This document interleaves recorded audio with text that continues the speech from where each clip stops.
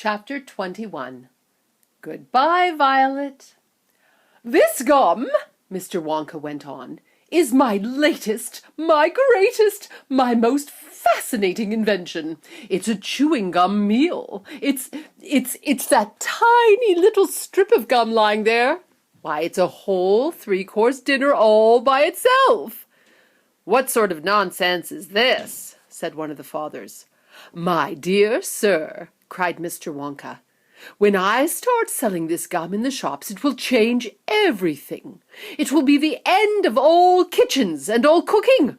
There will be no more marketing to do, no more buying of meat and groceries. There'll be no knives and forks at meal times, no plates, no washing up, no garbage, no mess. Just a little strip of Wonka's magic chewing gum, and that's all you'll ever need at breakfast, lunch, and supper. This piece of gum I've just made happens to be tomato soup, roast beef, and blueberry pie. But you can have almost anything you want." "What do you mean it's tomato soup, roast beef, and blueberry pie?" said Violet Beauregard. "If you were to start chewing it," said Mr. Wonka, "then that is exactly what you would get on the menu. It's absolutely amazing! You can actually feel the food going down your throat and into your tummy. And you can taste it perfectly. And it fills you up. It satisfies you. It's terrific!" "It's utterly impossible," said Veruca Salt. "Well, just as long as it's gum," shouted Violet Beauregard. "Just so long as it's a piece of gum and I can chew it, then that's for me." And quickly she took out her own world record piece of chewing gum out of her mouth and stuck it behind her left ear. "Come on, Mr. Wonka," she said. "Hand over this magic gum of yours and we'll see if the thing works." "Now, Violet," said Mrs. Beauregard, her mother, "don't let's do anything silly, Violet." "I want the gum," Violet said obstinately. "What's so silly?" "Well, I would rather you didn't take it," Mr. Wonka told her gently. "You see, I haven't got it quite right yet. There are still 1 or 2 things—" "Ah, to heck with that," said Violet, and suddenly, before Mr. Wonka could stop her, she shot out her hand and grabbed the stick of gum out of the little drawer and popped it in her mouth. All at once, her huge, well-trained jaws started chewing away on it like a pair of tongs. "Don't!" said Mr. Wonka. "Fabulous!" shouted Violet. "It's tomato soup. It's hot and creamy and delicious. I can feel it running down my throat." "Stop!" said Mr. Wonka. "The gum isn't ready yet. It's not right." "Well, of course it's right," said Violet. "It's working beautifully. Oh my, what a lovely soup this is." "Spit it out," said Mr. Wonka. "Ooh! Oh, it's changing," shouted Violet, chewing and grinning both at the same time. "The second course is coming up. Why, it's roast beef. Oh, it's tender and juicy. Oh, boy, what a flavor. The baked potato's marvelous, too. Well, it's got a crispy skin and it's all filled with butter inside." "Oh, but how interesting, Violet," said Mrs. Beauregard. "You are a clever girl." "Keep on chewing, kiddo," said Mr. Beauregard. "Keep right on chewing, baby. This is a great day for the Beauregards. Our little girl is the first person in the world to have a chewing gum meal." Everyone was watching Violet Beauregard as she stood there chewing this extraordinary gum. Little Charlie Bucket was staring at her, absolutely spellbound, watching her large rubbery lips as they pressed and unpressed with the chewing, and Grandpa Joe stood right beside him, gaping at the girl. Mr. Wonka was wringing his hands and saying, "No, no, no, no, no, no! It isn't right for eating. It isn't right. You mustn't do it." "Blueberry pie and cream," shouted Violet.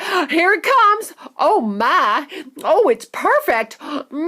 It's beautiful. It's exactly as though I'm swallowing it. It's exactly as though I'm chewing and swallowing great big spoonfuls of the most marvelous blueberry pie in the world." "Good heavens, girl!"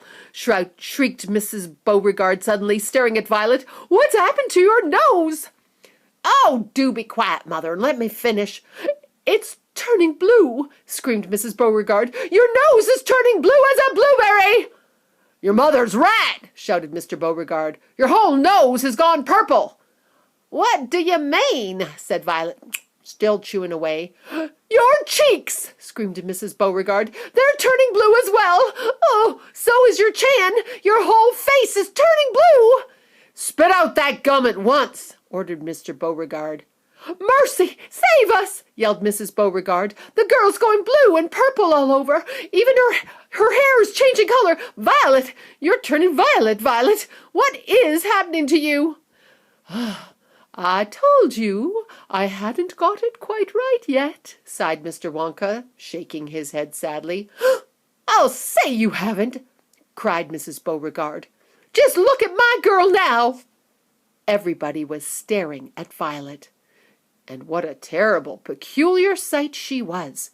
Her face and her hands and her legs and her neck, in fact, all the skin all over her body, as well as her great big mop of curly hair, had turned a brilliant purplish blue, the color of blueberry juice. Oh, it always goes wrong when we come to the dessert, sighed Mr. Wonka. It's the blueberry pie that does it. But I'll get it right one day. You wait and see. Violet! Screamed Mrs. Beauregard. You're swelling up!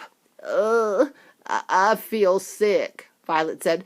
You're swelling up! Screamed Mrs. Beauregard again. I feel most peculiar, gasped Violet. Oh, I'm not surprised, said Mr. Beauregard. Good heavens, girl! Screeched Mrs. Beauregard. You're blowing up like a balloon! Like a blueberry, said Mr. Wonka. Call a doctor, shouted Mr. Beauregard. Prick her with a pin, shouted someone else. Save her! Cried Mrs. Beauregard, wringing her hands. But there was no saving her now. Her body was swelling up and changing shape at such a rate that within a minute it had turned into nothing less than an enormous round blue ball. A gigantic blueberry, in fact.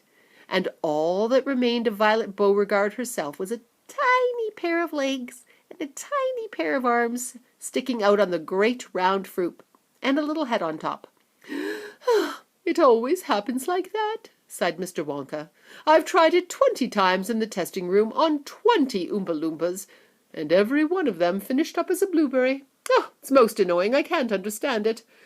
But I don't want a blueberry for a daughter, yelled Mrs. Beauregard. Put her back to what she was this instant. Mr. Wonka clicked his fingers, and 10 Oompa Loompas appeared immediately at his side. Roll Miss Beauregard into the boat, he said to them, and take her along to the juicing room at once. The juicing room! Cried Mrs. Beauregard. What are they going to do to her there? Squeeze her, said Mr. Wonka. We've got to squeeze the juice out of her immediately. After that, we'll just have to see how she comes out. But don't worry, my dear Mrs. Beauregard. We'll get her repaired if it's the last thing we do. I am sorry about it all. I really am. Already the 10 Oompa Loompas were rolling the enormous blueberry across the floor of the inventing room toward the door that led to the chocolate river where the boat was waiting. Mr. and Mrs. Beauregard hurried after them. The rest of the party, including little Charlie Bucket and Grandpa Joe, stood absolutely still and watched them go.